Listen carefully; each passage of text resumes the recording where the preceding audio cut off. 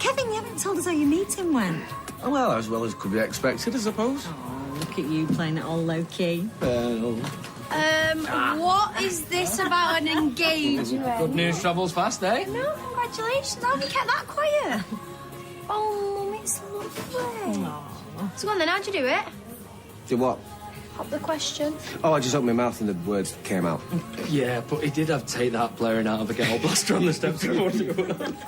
Today this could be the greatest day of our life. What's wrong with take that? Or a ghetto blaster, for that matter. Well, it doesn't matter how he asked me, and that's the important thing. He might not be a big businessman, and he might not be very good at cooking or... All right, Sal.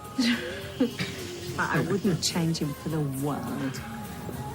Well... Decided to ask her then.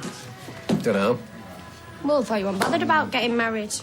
Well, it was a romantic, spontaneous gesture. Oh, yeah, with a big ghetto blaster outside Underworld. So, what's for the honeymoon? Gondola ride down Manchester Ship Canal? All right, leave it out.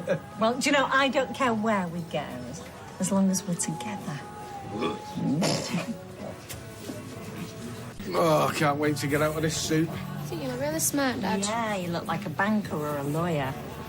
Or a used car salesman. Do you know, it's no wonder that meeting went well, Kevin, because clothes make up the man. Well, like I said, I won't get too carried away. It could all let me skids tomorrow. Well, you should be more confident. You've got so much potential. You sound like an estate agent trying to shift a dodgy flat.